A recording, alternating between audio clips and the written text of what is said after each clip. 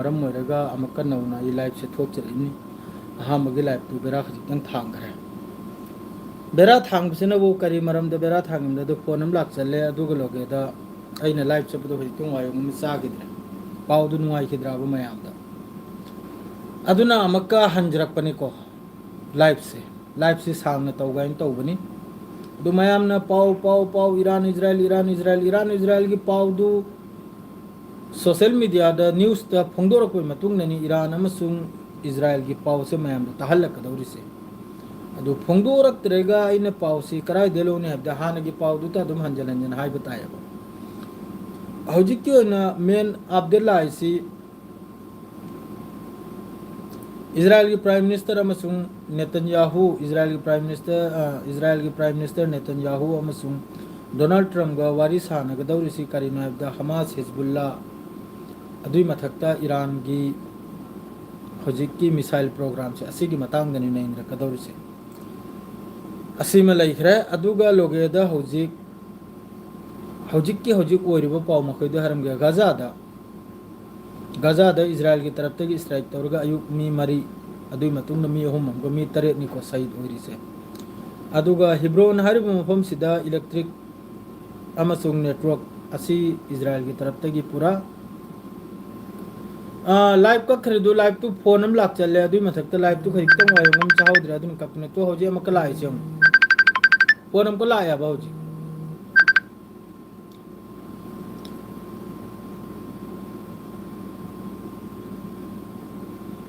वारो भी आदे वारिस गोल वारो भी आदे लाइव तो बेरा मका की दनने इना खरीदता वायो हम चाहोद्रे लाइव चपदो पाउदो सीरियल द लागोद्राबो अदुन इन लाइव तो कखत किमनि मया वारो भी गन लाइव तो खजितंग बेराम थांग खराब अदुन नाबो खंगी बिराने मयाम वारो भी आदे मयाम ना अदरो पाव सिता है सिदा ऐसु पाव से मथोंग मरम नाइद्रे खंग बिरान पाव से कम पीसी कम पीरोय सिगी अदुई मथक्ता ईरान इजराइल सिरी हौजिक अदुम लाउनदन लैरि बाहिनी ईरान की तरफ ते हाइरि मखोई की स्टार्ट ओइबगी बटन से ईरान की खुदतने है मदुम को ईरान की तरफ ते अटैक तौरोय ईरान नाइरि इजराइल की तरफ तक लान होरक तारसु लोइजल मखोइने लोइजलगने अदुगुंबगी बेनार तेहरान मनुंग थेट खरम ईरान की अदुगुंब बेनार दु उरगसु याम साथीना टेंशन नि को मखोइ याम साथीना टेंशन नि इजराइल से अदो हौजिक इजराइल ने किरिसिना बु अमेरिका अमसुंग ईरान न्यूक्लियर डील असी काबक अमा संजल बगुंबनी ईरान की तरफ तक साफाई खरे 60% तकी यूरेनियम इन्वेस्टमेंट तौदना 60% लेबदो अदुदगी सु हेन मखोई पुथरानी अदुगा ईरान की मथक्ता लगाइरिबा मखोई की टैक्स वगैरह माद्रैदी सिदनबो अखोई मरोंदनबो गरामा हाइरेको गरामा हाइरे अखोई की तारीफ अमा अदु पुनमक्तु ईरान हारसिन बुलौथो उसिनी अदुगा हौजिक इजराइल ने सिदा वारी साना दौरि सिनबु मेन मुद्दा हैबु करिनो हाइबदा ईरान की न मतेंग तौरबा हमास हिजबुल्ला माद्रे सिगुम्ब ग्रुप मखैसे सिगी मतंगदा अदुगा लोइनना limitation on ballistic missile Iran की हौजिक की बैलिस्टिक मिसाइल मखैसे असिगी मागी रेंज से लिमिट ओहेलबा लिमिट की अंदर दु ओइबा अदुगु मै मतंगदनी हौजिक इजराइल की प्राइम मिनिस्टर अमसुंग अमेरिका की डोनाल्ड ट्रम्प को वारी सानगा दौर से माद्रे दी सोम द रशिया की तरफ तक स्टेटमेंट ने सोबुम लाई रशिया की तरफ ते स्टेटमेंट लाई सनु सिनबु इंडिया का मरी लेनमनी को इंडिया का मरी लेन सिदा करिना हबदा रशिया ना हरिसी इंडिया की पब्लिक अदु यामन पंगबदी नत्ते इंडिया की पब्लिक यामन सिंगी अदुमु पो हौजिक की लेरिबो गवर्नमेंट सिना रशिया का ट्रेड डील तौरंबदगी डील हौजिक अमेरिका ना हाइब कांदा रशिया दगी थाव लौरोय हैना अमेरिका का ट्रेड डील तौनखरिसे करीगुंबा इंडिया की प्राइम मिनिस्टर सिगी मथक्ता करीगुंबा अलोटपा है मैम खंगलो खरनी मवांगदसु एब्सटेन फाइल दुदा इंडिया के प्राइम मिनिस्टर की मिंग यावरई अमा यावरई माद्रेदी कना कनानो अचौचौब इंडिया की पैसा पाइबा अदु मखैदसु मिंग यावरई हैबदा अदु कुंबगी वादुदनी रशिया की तरफ तगी हौजिक स्टेटमेंट लाइसे रशिया की मखोगी फॉरेन मिनिस्टर अमा मिनिस्टर असिगी स्टेटमेंट नाबा इंडिया ना सुखसांगबा लोइमक्तेना पुराना लोइमक्तेना अरीब मरुप रशिया असिबु लंगथोकलमेगा अमेरिका का हौजिक ट्रेड डील तौखरिसे याइदा ईरान की असेंग वारी दो तोइना पाबिर ओके ब्रो कमेंट पाओ इस ओके चारबो चादरी वाली अदुगी मतंगदनी हौजिक रशिया की तरफ तक स्टेटमेंट लाइसे करगे हबदी दोना सिदा इंडिया की प्राइम मिनिस्टर की हौजिक की स्पिन फाइल हारिबो पोची सोशल मीडिया सिदा ट्विटर सिदा मोंगी एकदम मोंग चाखिद्रबा सिदा याउद्रबा मी अम्भव याउखिद्रबा अदुई मथक्ता अमक्का क्लेम अमा अखोई मफम सिगी इंडिया की न्यूज़ तमासी याम करना हौजिक वायरल हेलिको हौजिक की एप्स्टीन हारिबा मियोइदुगी मयुमदा हौजिक अखोई अमुबु फेमा अखोई कनमदा लैरिबा वालेकुम अस्सलाम असिगे आई मागी युमदा फंग्यांकरा अदु लोइना फेक निको इंडिया की न्यूज़ त संदोइमनी अदु गुंबा करिमता ओइब नतेको इंडिया की न्यूज़ अमा न्यूज़ ता अदु गुंबा फे अखोई यामना सेंग्रबो मफम हाइदा अल्लाह की मयुम हाइदा कुपिबा फेदु एप्स्टीन की मयुमदा फंगी अदुनी अतोपना कनम पीखना अदु लोइना फेक नि करिमता मचिन थीरिमने खंगिब्रने अदु गुंदा करिमता थाजरुना अदु मचिन थीरिमनी अदु गिदु पूरा मागी युमदा थारी मखादा कारपेट कुमना थारी क्रा हाइरिदो अदु इंडिया की न्यूज़ ता एडिट तौरगा एआई अमा मना अदु गुंबा ओइदा पादबा न्यूज़ तो फोंदोइमनि सेंगना हाइबदा अदु बिल्कुल ओइबा यादे अदुक पाकना फीदु अदुक पाकना सुकक्ते माना हजि वायरल ओइरिदो अदुई फीदु कमतम पी हाइबदा कनागुंबा यामना ममिंग चटपा थबक तौरोबा कनागुंबा अफबा थबक तने हरचे अदुगुमदुदा अदुगुंबा फीदु मचेत मचेत खुनिंग मखाई खुनिंग अनी की अंदाज से ककलेगा चार कुना ककलेगा अदुगुंबा फीदु अदुगुम मीदुरे अखोइगी सेम टू सेम ऑस्कार पीबगुमना पीरिमना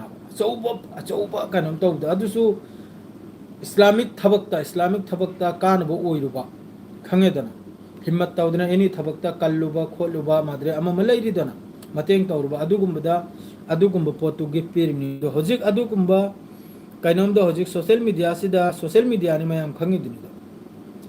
अदुगुंदु चाइथोइबनाबा अदुगुंबदु बदनाम ओइनबा हाइना मुसलमान से कम तौरगा बदनाम तौनी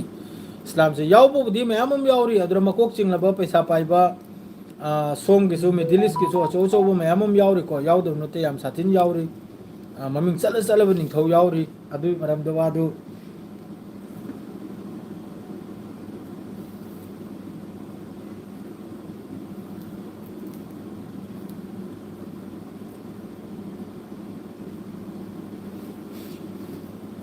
रेजवान शेख अदु इजराइल गा यूएसए गा इजराइल गा मादु कराई हाइरो सिरसु हाइरो हैबदी हौजी हौजिकता सि लान सि हौनगिबै मतुंगदा ईरान गे सपोर्ट तदि मयामम लाकनि को मादुगा असाय अइना न्यूज़ अमा मयामदा पीबो हौरे चाइना की तरफ तगी कार्गो फ्लाइट अमा ईरान की तेहरान तमना अदुरसु मखोइगी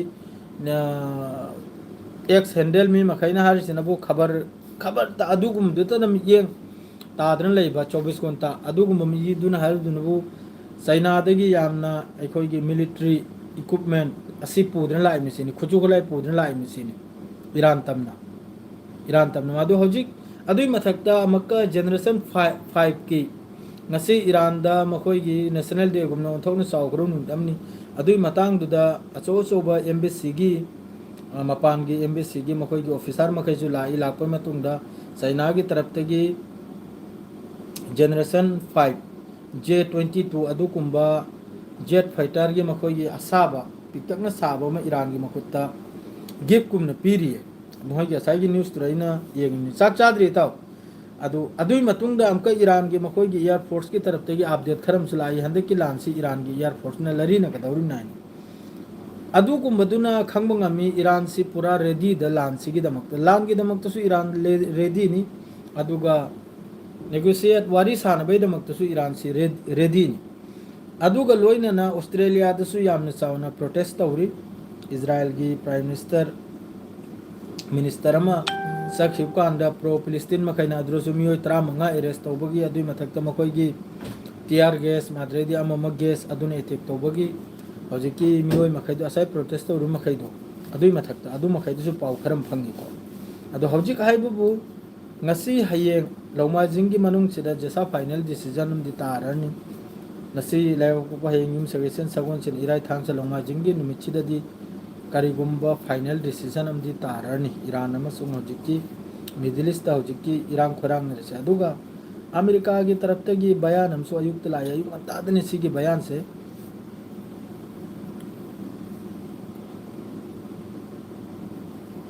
अदुई मोंगदने तौसनरगा हौदोंगना उची चिकिना अदुई मोंगदने रितौरसे मासिदा अमेरिका की तरफ तक नहीं हिंगचिदा करिगुंबा इजराइल की तरफ तक स्ट्राइक करा ओइगदोर ब्राजिक स्ट्रेट ऑफ हार्मुस सिदा हारिसिनबु करिगुंबा ईरान की नेवी अमसुंग ईरान की एयर फोर्स अमसुंग IRGC की तरफ तक करिगुंबा ईरान की लमदा ईरान की इसिंग की लमदा संजलुबा तारगदी अदुरा फारे खोले अमा तौरे मखुद थांगतकनु अमसुंग सिलेंडर तौ तुमिन लाइवाइना अमेरिका की तरफ तक स्टेटमेंट हम लाएबा अदुगा इंपोर्टेंट भी स्टेटमेंट है अदुगी मफम दुरे चंगनुसिन वालेकुम अस्सलाम अदुगुंबा स्ट्रेट ऑफ हार्मुस तुदे चंगनुसिन मादु लान से होरपदा आडे करिवने हाबदो मयाम द खंगहनजरम गे अहानबदा हाइनरिबो वारी मखैसे सोशल मीडिया दे नैनरिबो वारी मखैसे मुन्ना ताहरो सी मोंगदो ओइगदौरिनि मखोइने जो सोशल मीडिया से इन नसी हफ्ता मरुम तरानी मरुम से इन पाउसी पारक कांदा इजराइल की तरफ तगी स्ट्राइक सी तौब तारगसु अहमदी ईरान कुनोदिन स्ट्राइक तौर सिम खंगरो इजराइल अमसुंग अमेरिका की तरफ तगी स्ट्राइक सी तौब तारदि अहमदा ईरान अटैक तौगदौरसी मिडिल ईस्ट लैरिबा कमेंट खक्की लाइव ओइब सेम्बिउ माने ngasi की लाइव सिदी कमेंट खक्कनी अदुम कमेंट ओइ पाज रखे ब्रो मैम अहम बदा ईरान से स्ट्राइक तो मतुंग ईरान ना अहम दे स्ट्राइक तो गदरसी करी दुनाइबदा अमेरिका की इजराइल ने तौरासु अमेरिका ने लान तौरासु अहम बदा माना येथत कदरसी मागी मिसाइल सिने जो लामफंग ब रेंज मखै से असिदे जो तो लैरिबा अमेरिका की बेस मखै जे हौजिक की जॉर्डन की बेस सिदा फोटो मलाई ट्विटर कम से कम असिदा मखोइना पेट्रियट अमसुंग थार मखोइगी इंटरसेप्टर से अखोइगी एयर डिफेंस से मफम तरागी मथक्तनी असुक हौजिकी जॉर्डन की या कनम सिदा बेस सिदा अमेरिका की जॉर्डन की बेस सिदा अमेरिका ने थमगरी से मखोइगी इंटरसेप्टर थार अदुई मथक्ता एरो 3 अदुई मथक्ता पेट्रियट असी मखैजी थमगरी सी याम खरे याम साथी ने थमगरे करिगैबदी जॉर्डन की बेस सिदा हौजिकता अतै अतै कंट्री दी दुलेमन हारे खरे को सऊदी ओइगेरा कतर ओइगेरा अखोइगी एयर स्पेस सिजनबी यारो अमसुंग अखोइगी बेस तगी अटैक तौब यारो हैना हौजिक जॉर्डन खक्तनी स्टेटमेंट पिरक्तरे से अखोइगी बेस सिजनबी यारो है अदुना हौजिक जॉर्डन दगिसु हेंदोक्तना साइप्रस मादरे सोमनबु यूरोप असी मखैसिदा अमेरिका की jet fighter F-35 F-22 F-16 मोंग की अदुई मथक्ता मखोइगी B-2 बॉम्बर अमा मसी लोइन A to Z सेम साधन लाइकरे अदुना अमेरिका अमसुंग इजराइल की तरफ तगी स्ट्राइक सी तौरकपने ईरान ना अहमद सिगी बेस मखैसे हाना स्ट्राइक तौरनी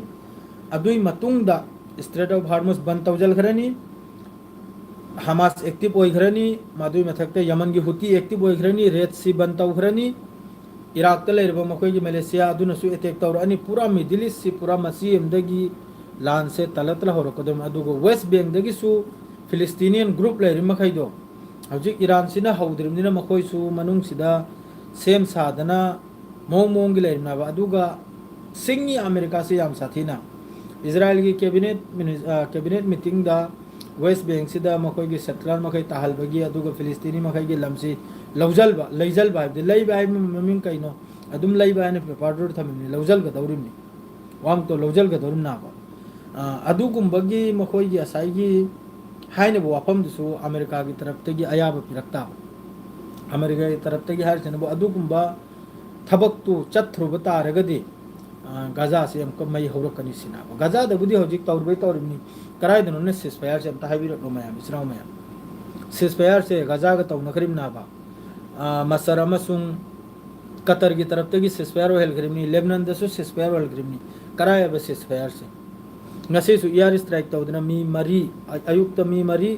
माद्रेदी नाल मतुंग नमकल जजिरा दा फोंगदोरकले मी होमंगा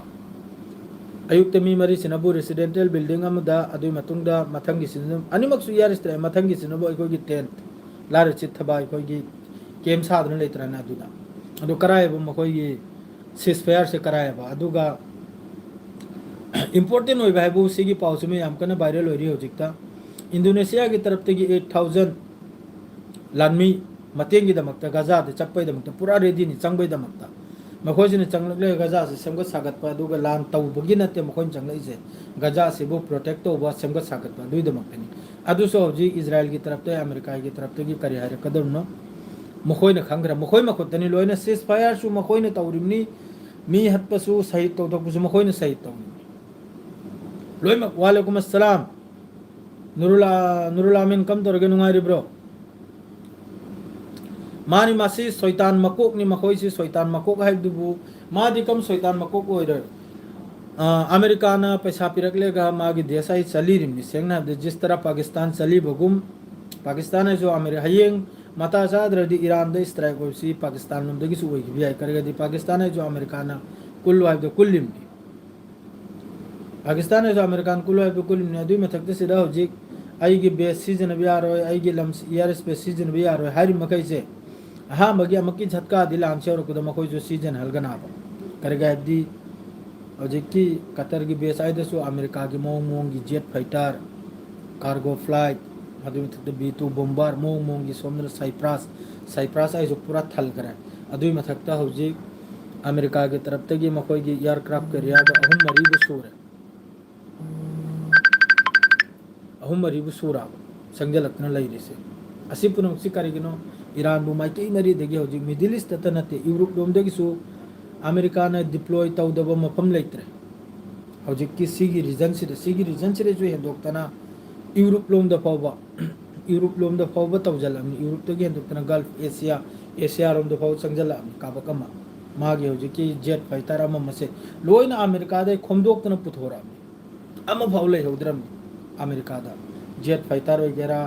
माद्रे महोगी ऑयल टैंकर मखोगी ऑयल अखोगी थाव हापनिंगाई मथक फ्लाइट अदुकुंबा एयरक्राफ्ट अदु वगैरह लोइना पुरक्तन लोइन लैधरमनि चादरी वालेकुम अस्सलाम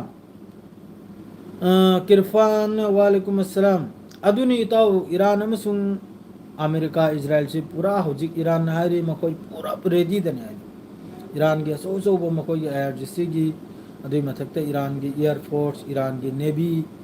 असी पुनमक्सी अदुई मथक्ते ईरान की सुप्रीम लीडर ईरान के अब्बास अराक्ची अदुई मथक्ता पेजिस्कियान असी पुनमक्सी लोइन रेडी नि लान की दमक्तसु रेडी नि वारी की दमक्तसु रेडी नि अदु अमेरिका अमसुंग इजराइल की मकसद सिरि करिनो हैदा मखोइ वारी की नते वारी से मखोइ टाइम लौरिमनि हौजिक न्यूक्लियर इजराइल की लोमते न येक नफसी ईरान की मिसाइल प्रोग्राम से नाबा ईरान की मिसाइल प्रोग्राम से हौजिकता 10,000 किलोमीटर फाउबा 10,000 कनम फाउबा किलोमीटर फाउबा रेंज से लेग्रेजिनी असिना अमेरिका की न्यूयॉर्क वाशिंगटन असी मखैसे फंगयाबा ईरान की रेंज सिदा कमेंट दी अदुमैना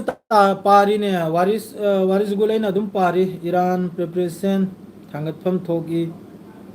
ईरान माई थोकपा लोइना ईरान पूरा रेडी हैबदुबु रेडी नि ईरान हाइरि हौबा इखोइना हौरोय लोइजलबा इखोइना लोइजलगनाइना ट्विटर दसी अदुम ईदना लेरमनि ईरान की तरफ तगी हौबा इखोइना हौरोय अदुमकु लोइजलबा इखोइना लोइजलगनाइना अदुई मथक्ते ईरान की हौजिकि मखोइगी अबाबिल ड्रोन अदुई मथक्ते मेहदी ड्रोन असिगुंबा ड्रोन मोंगी माद्रेदी शहीद 136 127 120 अन मोंगी अदुगुमदुदी लिसिंग करू लैग्रमनि अदुई मथक्ता लोइमेक्ते हना इम्पोर्टेंट होसी ईरान की करीनाबदा ईरान सिने थामदा ईरान की हाइपरसोनिक मिसाइल सी थामदा 300 की मथक्ता प्रोडक्ट सी तौरिमनाय असिकुंबा पाउसी मतम नत्तब द ईरान दगी थोगलेइमनाबा आरो मिसु टेंशन पीरिमनाबा इजराइल अमसुंग अमेरिका सिबु तुंब चाबा इजराइल सिदि पूरा तुंब चाबा खंगद्रिम इजराइल सिदि पूरा तुंफम चाफम खंगद्रिम मतंग सिदा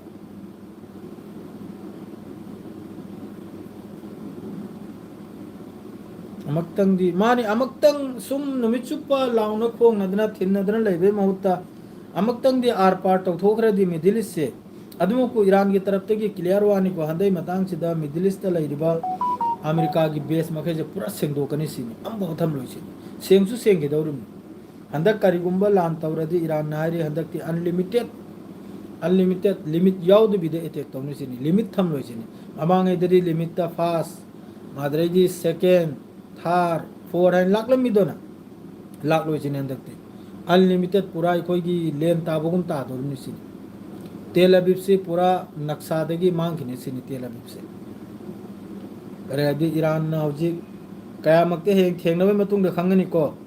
कयामक्ति मा तौबुदी तौगनी 12 डेज वार्ड खंगोरे वालेकुम अस्सलाम नुमित तरानी थोगी लान से खंगौरे ईरान की कैपेसिटी से क्या लगे है दो ईरान की मिसाइल से ना कया बिलियन लो कया मिलियन लो अदुगी होती हो इकरी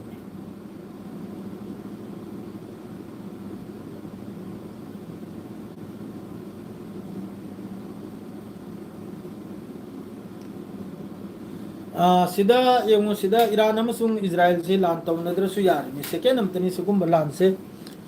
लोइजलब मिडिल ईस्ट सिदा लैरिबा अखोइगी इस्लामिक कंट्री मखैसिनने लान से लोइजल गाडी इंपोर्टेंट वारी दला आगे लाइव से आधा घंटा मिनट निफु निफु मंगा यांखै मरुक तौ साबने वारी से यंगो लान से लोइजना गाडी सिदा लैरिबा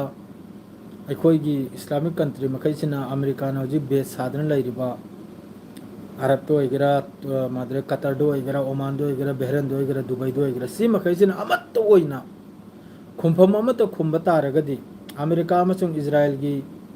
दम नत्ते अदुई मथक्ता हजि इजराइल ने कीरिसिना करिनो हाबदा हानदि मिडिल ईस्ट सिदा सिया सुन्नी हानि याम कन तौनरमिदो खंगिब्राने आईएस हाइन क्रा माद्रे मोंग की ग्रुप से आईएस क्रा हारिदु ईरान अमसुंग अमेरिका न नमहत करिबनाबो सीरिया हमदे सीरिया सो हजि शांति नि माद्रे दि लिबिया सु शांति होइग्रा तै तै लोइन शांति होइग्रा अदुई मथक्ता हुती सु पूरा शांति हाइदु पूरा तिगार सिदा मकुचे थम्मेगा लैरिमनाबो हुती सु अदुई मथक्ता हिजबुल्ला सु लोइमक्सु ईरान सिगा तौनरकपगा लोइमक ओमजलकदौरुमनि जोम लहमे ओमजलेगा तागेदौरुमनि हंदकि मतांग सिदा इजराइल की मथक सिदा ईरान की तरफ तगी मतेंग पीबी आपसु पीग्रमनि हिजबुल्ला दो होइग्रा हुती दो होइग्रा मोंगी हुती की तरफ तगी हजि रेड सी तमना हुती की मिसाइल पुनमक थमग्रमनि सिंजन अदुई मथक्ता हिजबुल्ला के मथक्ता सो अदु सिदे इंपोर्टेंट है बु लैरिबा इस्लामिक कंट्री मखैसिना अमत्तो ओइरगा होजिकपुदी अमत्तो ओइबगुम तौरिको असिनी इजराइल ने किरे से करगे दि मखोइना हाना दरारमा मिडिल ईस्ट हमेशा मखोइना तौ याबा सिया अमसुंग सुन्नी आइना दरारमा अदुगुम्ब पोतु हंदक ईरान की मतांग सिदा नक्सन्नबा अमा पुलपना सपोर्ट तौबा अमा उराबा असिना मरम ओइरगा इजराइल से याम टेंशन नि करिगुम्बा सिया अमसुंग सुन्नी से मिडिल ईस्ट सिदा गल्फ सिदा पुल खिबतारगदि इजराइल से थादोगे चतपलागी ना फिलिस्तीन से थादोकलम बलागी ना सिदा कनानो इरिसे मिस्ट्रोइस यारे मासी यहूदी ग्राम माली आई वखलदा अदुना निमान साउगरिजे यहूदी की खाव पाउरि चोनंग खंगिब्राने यहूदी मकई की मात्र इजराइल की नेतन्याहू की कनम करा ओरिचो सेक्रेटरी करा ओरिचो खंगेदना अदु सी महिसी पुलक पसी उरगा मखोई मसासिर टेंशन अमा ओरिमना इजराइल से टेंशन है अचोब टेंशन नि सियासत नि सुपुल्ले अदुई मथक्ते ईरान से पावरफुल ओरकले अदुई मथक्ते ईरान की हौजी की मिसाइल मकई से जो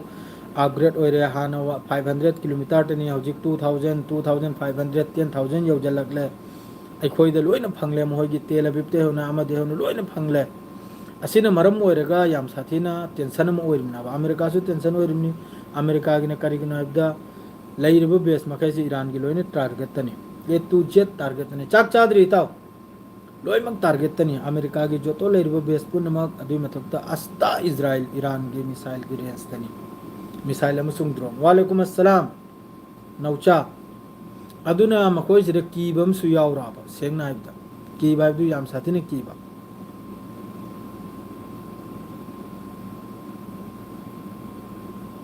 मानी तौजनी दा मोहय महिदु आई वाखलदा मसुम साबा यहूदी की मसुम साबा करा ओरमनी अखोई की नेतन्याहू की मसा मसु करा ओरमनी नंग रियाजुद्दीन या ओ नंग रियाजुद्दीन की मसुम साबा ओरिब्रो आइदि खंगौद्रे तन इमाई पेम रियाजुद्दीन बाई दो इने याम फजना रिस्पेक्ट तो ये कसाड संगलपु कांदा याम फजना माबो दावत कराक तवी मान हाइदोर के आई लाकपंग मरो हेंग मीटिंग ला याइना अदुई मतुंगदा आईदी अलाक मीनीना एनी मिसु दुश्मन लासु अलाक पदरी आईगी कसाड ला इने इज्जत तौबा इने रिस्पेक्ट तौबा आईगी फरस ने आईने याम फजन रिस्पेक्ट तौदना रियाजुद्दीन बाई आई सोइरे नंगबो आई फजना उनबसु ngमलमद्रे थबक न मरम ओरगा आई तिगत पिजलक नै हलक लायना अदुर माना मयामम कारण तुरन याउंदा हाइरखि अदुगिन हलाइना फाइल ओपन तौग्रमनी महाक्सी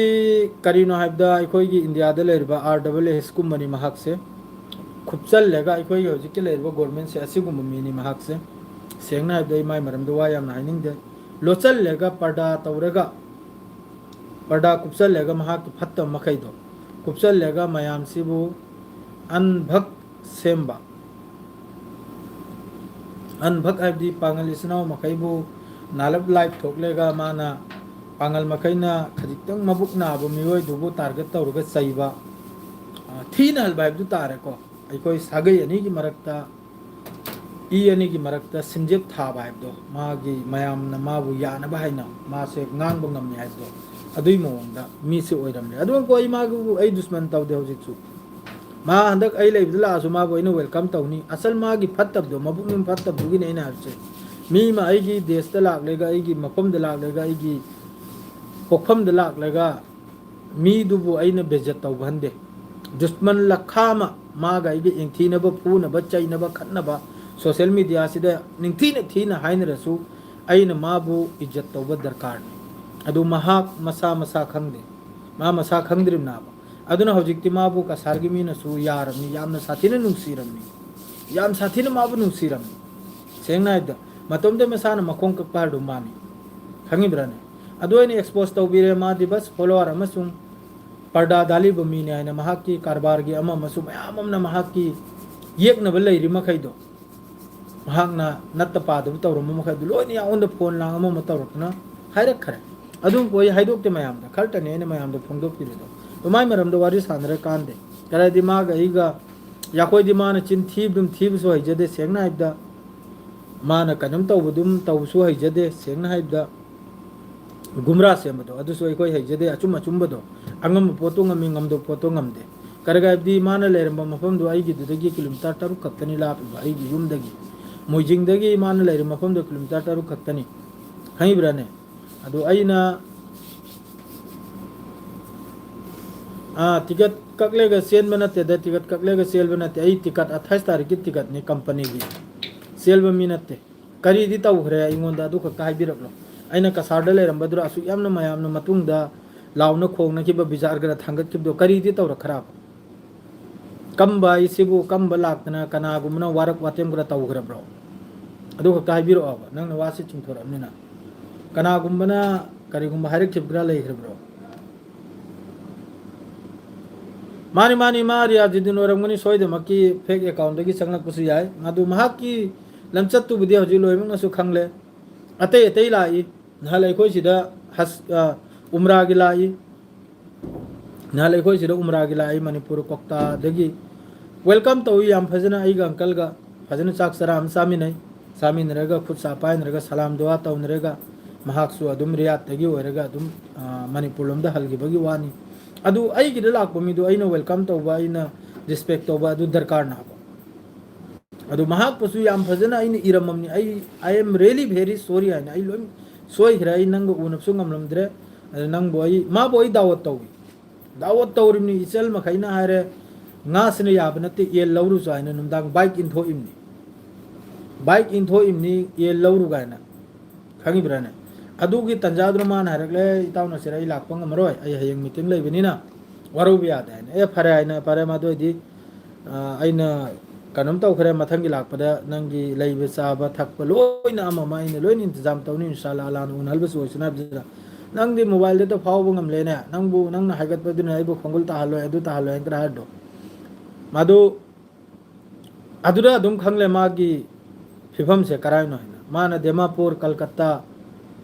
मागे कारबार अमा मदो अदुगुंबगी फिल्म मसा अमा सेमबगी महाक से लाकपना सेंगना अतै सु याम लाकपदु मणिपुर दे हंदा खजिकरा मीटिंग गिनी यामगी ने लाखरिदो कोई कसाडो लोय मकपु रिस्पेक्टफुली इज्जत तौग्रिमी माबसु याम फजनी इज्जत तौग्रिमी हजिकी लैरिबो खुलफमदुगी मीदुना अदुना अदुगुंबा कमेंट मान तौरमबदु उरगा मासु खोंग कानथोकपगा कमेंट दु तौरमनी मासु कसाडगी खोंजे थांगदोकपगा कमेंट से तौरम आइना हाबदी मा अदु यामना आइबु येनिंग्रदी मादुगा आइबु मा चैलेंज तौबला आदि मा थुंगम नुमितुदा इंगोंदा कमेंट दु तौबिरो अदुना ते आइना थोखरा ओरे अदुगी मरमदे वारी साननिंगदे सेंगना दु इताव अदु मागी दिल ईमाननी आइगी दिलदा आइगी ईमानदा करिले अदु अल्लाह उरी खंगिब्राने आइसे कयाम फत्तमनो आइना माबु थमोइना नुंसीदब्रा नुंसीब्रा अदु अल्लाह उरी हयें हासर की मैदान उनरगा खंगनी सेंगना हाइबदा अदुगा मागी थमोइदुदी असाइगी मागी फत्तब चप्पगी लंबी की थमोइदो अदुरी अदुम मयाम ममांग फोंदोरइदु सेंगना हाइबदा लोकेशन थार वारी थारी अमा तौसारी थारी मंगोंदा अदु माना मबुकनिंग दु चंबो ओइरदी एस मैते बांग लेगा खन्ना खरेमनी अचुगला पनते मा कार लांग लोइने लेरनी आई बुदी थबुक चिलिमनी नुमि थाम के सुती दुदा आई मी करा युम दे पाउ थोकलम दे युम प्लास्टर तो होलबिनी चाक्संग सालबिनी अमा सालबिनी ने मिस्त्री गा लाउन बो खोना बो लोइजन ना बाइन चाक्संग दुदा चाक चरा खुतम थोंगे सारा कायना अहिंग नुंग नुमदांग की पुंगम पाउ थबुक सोलिमनी अदु माना अदु यामना कनम तो बोलेरगा दे मासु लाक पयाय वारिम ने हरिबा इना लाखम बुदी थोकते इने चतफम थोइनी अदु आइगी थबुक चिलबिना मरम ओइरगा अतै ते मयाम उनिराबा अदु माला याब जो खंगंदे अने मिंगोंदे पाउ लौरगनी ए रियाजुद्दीन ला याना अंकल ने रियाजुद्दीन का साडे लेबना अने माद्रेदी फोन से तौबनी मंगोंदा अदुनी अदुई मरमदा वारी एपी रकनु सेंगनाइबदा दिल ईमान बस ऊपर वाला खक्तने नि खंगे से कनाना चुमी कनान लाले अब्दो अइना लालम ले अइना फंगदरनी मान लालम ले मान फंगदरनी माना लालम बदुना बो मागी मबुकनिंग से उंग मासिदसु खंगलो माना हर से उंग पांगलदा मतिक साबा अमा फाव लेते अंकरा माना कमेंट पोस्ट तौरिदो अदुगसु अदुरसो अदुमियंगलो मागी कनुम से पांगलदा एमएलए मिनिस्टर ओइबगी मिनिस्टर सीट फंगबगी मतिक साबा अमा फाव लेते अंकरा माना मागी फेसबुक पेज ता कक्थत खरबरा कइनोदि खंगद्रे को नाको वारिस बुल लोइगदौरे अदुगुदसु मागी दिल ईमान सी येंगलो महाक से कम मिना खनि मवांगदा जाति अमु निंथिन चाइथले अद्रेदी उपाय लेरक्तरे माद्रेदी पांगलिसनो मखैसनो सपोर्ट सिमाबो मै होदन तौराबसि खलबा कांदा पांगलगिदि यार सिवाय सिदना सिदैदी हेलरो अदुनदी अमक्का मैतै गिरा कनागिनो कुकी गिरा नागा गिरा मैचंग सि चंग लगायना अमक्का पांगलगी अगेंस्ट द मिनिस्टर ओइ बियारो अदु ओइ बियारो हैना अदुगुम्बा मागी दिमाग से याम साथी ने सानो मिनी आरएसएस की पूरा मीनी मासे आई खंगी मासे पूरा 100% चैलेंज तो उदनारम के मागी कोक्सी पूरा या कोई की पॉलिटिक्स तो मई हो मीना पॉलिटिक्स तो कम तौर कम आइने है ना मादरे जाता फोन करक तो हल ये कनम की डिपार्टमेंट दा वीडियो लौ थवारी अदु लौ थवारी तो कॉन्फ्रेंस कर रखता तब जल्दी आई खंगी ब्रने मोंग की निदा जो भी हो माय मरम दो वारी ngang दे माय मरम दो साजु सानिंग दे जो नम जब वीडियो दो माय मरम दे ने एक्सपोज तो उग्रम ने कापक अमा अतै सु मयामम ले photo video I थांगत Loy Seng naib the मी भोक द बदनाम तो बंदे करी गुम मान हेंजलक बतारगदी अदु गुम एप्स्टीन फाइल दो आइने एक्सपोज तो रकना ब माना कराई चलेगा करी तौरमी करी दो लोय ले इंगोंदा जो भी हो हजि ईरान अमसुंग बि हाइब से सिदा लोइमक सिन मानवता आदि कनागुंबगी औकात नते ईरान दा फाव सारनिबा करी गाइदि सिदा लैरिबा मिडिल ईस्ट लैरिबा कंट्री मखै सि लोइना अमेरिका अमसुंग इजराइल न कुल्लो हाइब कुल्लिम अदुना मरम ओरगने होजि ईरान बु माइके मरी दगी ईरान से होजि निंसा अल्फम लैत्रिम सेंगना ईरान से होजि माइके मरी दगी कोइजलिम माइके मरी से यूरोप से यावख्रम नि लोइन यावरम माइके में अदु ओरगसु ईरान ने हिम्मत तौदना लान गी दमक्तसु रेडी नि वारी गी दमक्तसु रेडी नि हरजे सिदे हेना हिम्मत चाउब कंट्री सुखसांग बसिदा बस इजराइल अमसुंग अमेरिका बु चैलेंज तो बुंगा मिसी ईरान खक्तने सिमा खम अतै दे इंडिया वगैरह अमेरिका न कुल्लु हाइब द कुंदना हुजिक ट्रेड डील तौरमने ट्रेड डील सिदे इंडिया की 9000 करोड़ ल कनो अदु 9 बिलियन ल कनो अदु नुकसान होइनि सिन हाना मतमम दा कनोंगी तरफ तगी टैक्स लगा रमिसी 3.5 ल कनो ना मा दो हुजिक अमेरिका की तरफ ते लगा रही इंडिया दे 18% ना असिदसु अदुई मथक्ता रशिया दगी थावलो दो बिदा अमेरिका दे थावलो बहुरदी अरोइन इंडिया से अरोइन पुथगी तो ना अदु मोय पिफम ले जो भी हो ईरान सुरेदी नि लान की दमकता इजराइल सुरेदी नि अमेरिका सुरेदी नि कम मतम करी होइनी नेतन्याहु ने डोनाल्ड ट्रम्प का हवारी सानबे मतुंगदा करी वारी लाखपना ओमान दा होजिक दिल सिबुदी वारी बुदी होजिक टेबल दे लैरी लोय दिराबा वारी सी हयेंग लोमा जिंगी मनुंग से सोयदमकी लोयगदरनी एनी वा संडे नुमित की मनुंग सिरा फाइनल में होयगदरनी चादरी वालेकुम अस्सलाम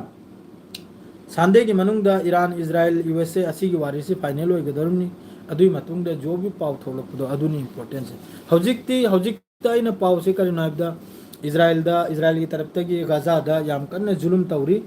याम कन्न जुलुम हाइबो वेस्ट बैंक सिबदा पूरा बिल्डिंग तुलिंग मै थोगाइबा अद्रेदी फिलिस्तीनी मखै फादन पुबा अदुई मतंग दा राफा क्रॉसिंग दगी संजल ऐसे मी निफू खक्तनी को फिलिस्तीनी संजल ऐसे अदुगी मतु मादरे सुदान की सद्दाम हुसैन सु अमेरिका चैलेंज तौकी अमेरिका चैलेंज तौकी अदुनबु अपंगबगुमना तौकी बाइबदु तारे करगे मसाद खुलाई सुप्लाई लेतबिदा चैलेंज तौरु बाइबदु अदुनि हौजिकति ईरान दी नहल मयाम सु खंगौरे निमित 12 लान तौदे ईरान ने करी पी खिया दो इजराइल की कयाम खोती होय खिया दो अदु ईरान ने चैलेंज तौदु चुम्मी ईरान हिम्मत वाला ने अदुमकु मंगोंदा अदुकुंबा खुचु खुलाई दु लई तबदे लई हाइरुमना मरम ओरगे ईरान से डिस्ट्रॉय होय खिमना बा अमेरिका सु खंगी ईरान दे लईता है अदु हौजिकति चिंगनबम पोक याबा करगे हाइबदि ईरान दे यूरेनियम इन्वेस्टमेंट सी अदुई मतमदुदा ईरान के सपोर्ट सी कनामतना अदु याम तौखिताब हौजिकति मपान की अचौब कंट्री ना पावरफुल कंट्री ना ईरान से सपोर्ट तौखिताब इराक सिबु अदु हौजिकति ईरान की मतुंगदा चाइना लैरी अमसुंग रशिया लैरी आबा असिगुमसी उरेगा अमेरिका ना खल्लिसिनबु यूरेनियम सु 60% की मथकते इन्वेस्टमेंट तौदना लैखरबा हां अदुई मथकते इन्वेस्टमेंट तौरगा ईरान की मखुचिना न्यूक्लियर वेपन गुंबा लैब्रे सी नाब कीरिसे अदुई मथकते ईरान की मिसाइल रेंज से ना तेल अवीव से पूरा फंगयाबा इजराइल से पूरा फंगबा हाइबदुबु कोंजिल कोया बाथरूम लेट्रिन लोइन फंगरमनाबा लोइन फंगयाबा अदुना मरम ओइरेगा आइजु खंगिदा नंग फागे तौरमनाइबा आइजु साउदेदा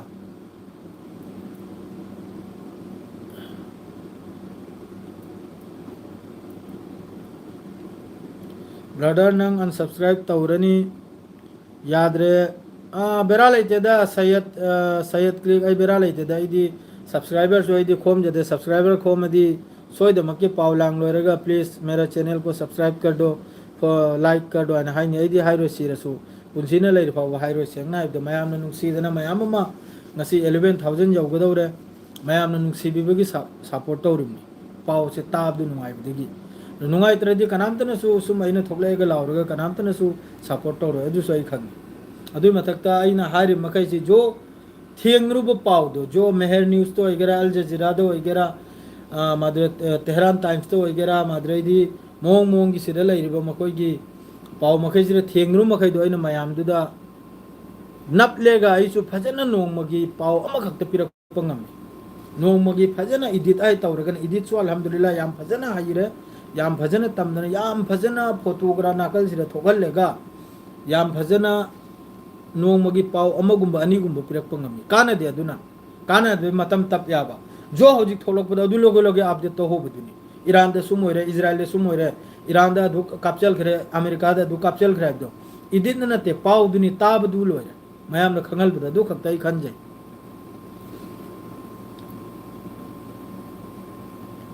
ब्रो नंग कमेंट पादबा लोइना पाव नत्रदि मी साउनरे आई कमेंट से एमु कमेंट से आइसु लोइमक की हनिंगी इंशाल्लाह सोइद मकी हलकनी कमेंट बुदी हजुक पारिदना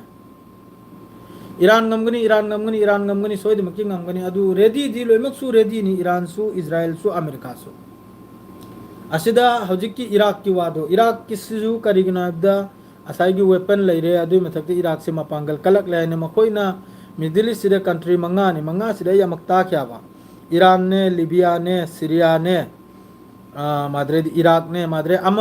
मंगा नि मखोई की टारगेट से अमेरिका अमसुंग इजराइल की मखोई की टारगेट से मंगा सुबसे एखोनि लेरि मफम सि ओरिब्रा ना होय अतोप ओरिब्रा अदुरि खंद्रे को मरी एमडी लोइखरे इराक लोइखरे लिबिया लोइखरे अदुइ मथक्ता सीरिया लोइखरे हौजिक मथंगी पारी से ईरान नाबा अदुननी अमेरिका के तरफ तगी माइकई मरीदा मिडिल ईस्ट हेंदोक्तना यूरोप तफावबा अमेरिका की मखोई फाइटर जेट अदुई मथक्ता मखोई एयर डिफेंस सिस्टम लोइने डिप्लॉय तौखरमना ओमान दिगी ओमान वारी सानरिबाई दफावबा अमेरिका की बेस लेमना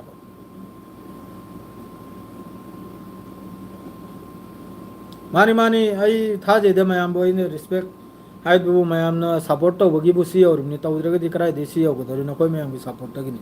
अदु माइकई मरीदा हौजिक ईरान सिबु कोइजलिमनाबु कोइजलेगसी अमक्की द ईरान की मथक सिदा तागदौरुमनाबु सुसोय सोयद्रमनाबु करिगुंबा दिल सि जानदब तारगदि ईरान की मथक सुसोय सोयदबि ईरान के न्यूक्लियर साइट तो वगैरह अम साइट तो वगैरह मादरे पावमने बोरांग हंदे यामकना वायरल होइरि ईरान की हौजिकी नातांस हाइरबा मफम सिदा मखोयगी GBU 57 ला नाहोय मखोयगी टॉम होक मिसाइल ला अनि सिदे अमा टेक कायदबि फंगलेसिनि अदुगी रिवर्स इंजीनियर अमकन सेमदोकपगी अदुगी नकल हाइबदो अखोयगी कॉपी दो अदुसु यामना कन्ना स्टार्ट ओइरेसिनी अदुगुम्बो पाउ मखैजि ताबदगी खुलाई अमा रिवर्स इंजीनियरिंग तौना सेमदोक पकर से यामना लोकरा पोना सेम टू सेम हौजिक की ईरान के शहीद 136 ग्राक तो हौजिक याम साथीना रशिया दा याम कन्ना रशिया दा हौजिक सेम लियाबा अदुरनी रशिया की तरफ तगी हौजिक यूक्रेन दा यूक्रेन की माद्रेदी यूक्रेन की तरफ तगी रशिया की न्यूक्लियर साइट ता स्ट्राइक तौबगी पावलाई अदुगा लोगेदा रशिया की तरफ तगी यूक्रेन दा याम साथीना मिसाइल मसिंग मखा लेते मखै मिसाइल कुंथ्रागा निथोय अदुई मथक असाइम पाउदु मतेम पारमिको ड्रोन सु चामा की मथकतनी यूक्रेन की मथकता हौजिक की हरिसिदा रशिया की तरफ तगी स्ट्राइक तौखिबसे अदुम तौदुना रशिया मासिदा सु अमेरिका नाम का चटलाउ में चंगजन हारसिनबु जून की मनुंग दा रशिया अमसुंग यूक्रेन की लान से लोयुसिनी अदु लोइबगी दमक्तोय मारे रशिया की तरफ तगी हौजिक सुबलेब हेक लेप्त्रे यूक्रेन सिरे थोमजल बसे करगदी लोय हारनिना लोयजंदबदी यादे तो अदुगुम्बै पावम लयाबो अदुनी ब्रो मयाम ngasi पावसी सिदनी दुआ तौन बाहायबदुनी ईरान अमसुंग इजराइल अमेरिका शांति दा लान सिरि फत्तब थबुकनी लान सिल लोयजलखिबा वारी दे लोयजलखिबा अदुगा वारी दे लोयजंद्रे अमक्तंग इंथोकनमदनी इंथोक्तना कनाना मपांगल कली कनाना कयाम तौबंगमे अदुमुकु ईरान की तरफ तगी स्ट्राइक तौब तारगदी इजराइल अमसुंग इजराइल दा तौरे इजराइल की जोतो आर्मी की हेडक्वार्टर गुम्बा मखोय की आईडीएफ की ऑफिस गुम्बदा आद्रे महोय की खुचु खुलाई की सेंफम आद्रे न्यूक्लियर साइट असिगुमदे तौनी अदुगा इजराइल की तरफ तै तौरक पतारदी ईरान सिगी मथक ते पेसार होइना बायना पब्लिक प्लेस अमा प्लेस करिमते येंगलोय दरुमनी अमेरिका अमसुंग इजराइल की तरफ तगी ईरान सिरी स्ट्राइक तौरक पतारदी पब्लिक माद्रेदी मखोयगी अमा लोइमक्ते स्ट्राइक तौरक कदरम करिगायदी ईरान मनुंगदा अदुना मरम ओइरेगा ईरान की रिजिम से हौजिक की सरकार से ईरान की सुप्रीम लीडर अली खुमैनी की सीट से नाथोकना बायना पब्लिक की मथक सोइदमकी ईरान इजराइल अमसुंग अमेरिका सोइदमकी स्ट्राइक तौरकनी ईरान की अदुयामना ngang सनरिमनी न्यूक्लियर साइट ते तौनी आद्रेदी मिसाइल फैसिलिटी ते तौनी माद्रे अदु कुंबा खुचु खुलाई की फैक्ट्री ते तौना लोय मचिन थीरिमनी तौरकले पब्लिक की मथक ते तौगदरुमनी इजराइल अमसुंग अमेरिका करिगायदी असे पब्लिक की मथक ते पब्लिक तो मयाम सिरक पतारगदी प्रोटेस्ट थोकलानी दो लान थुन लेपो माद्रेदी सी रिजिम सी चेंज तौथो असिना लान तौना अदु कुंबगी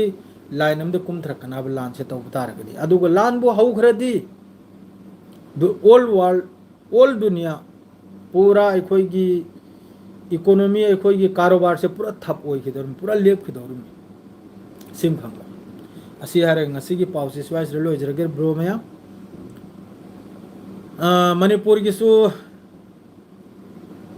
मणिपुर की इंशाल्लाह सोइदमके वीडियो सेमलानी हंदकते मणिपुर की पाउसो अचुमराल दो येंगलेगा वीडियो सेमलागे मैं मारो बिबी आदे जो खंग जब दो ला नाइब सिरि फत्ते जहाम हम दो शांति ला कुसने याम फै अदुना नसी की स्वाइस रेलो जंजरगे ब्रो मया अस्सलाम वालेकुम गुड नाइट मैं पुनम